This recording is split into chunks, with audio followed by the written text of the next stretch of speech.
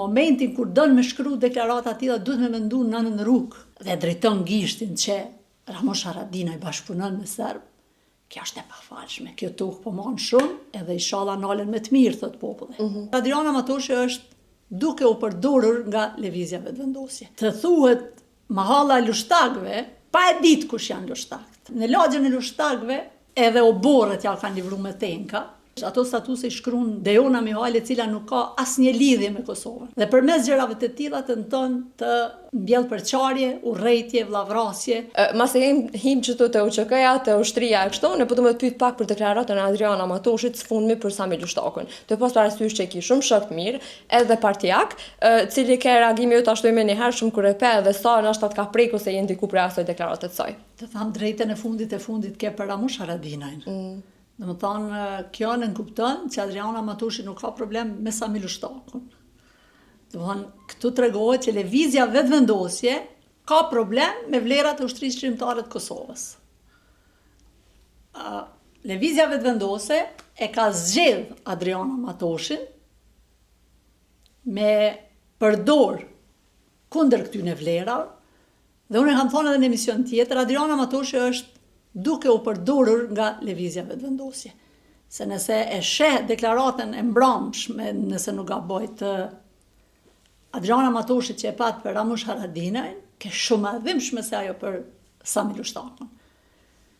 Të thuhet mahalla e lushtagëve, pa e ditë kush janë lushtagët.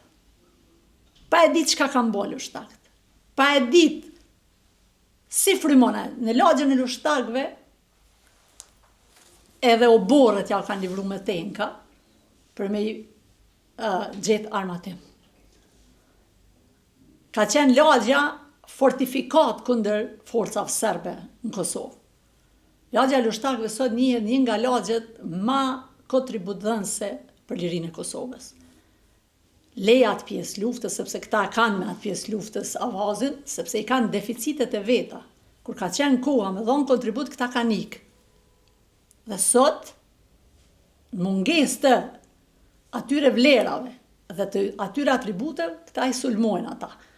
Në lagjën e Lushtakut sot ki plot kolegë të Adriana Matoshit që janë në teatr, që i kenë në universitet ose në fakultet të arteve, kenë filharmonitë Kosovës, ke gjithandej qytetarët Lushtakut dhe ti të sillesh në mënyrë raciste, të sillesh në mënyrë bulizuese, të sillesh në mënyrë as diferencuese ndaj një lagje, ndaj një treve, kjo është e pa kuptim.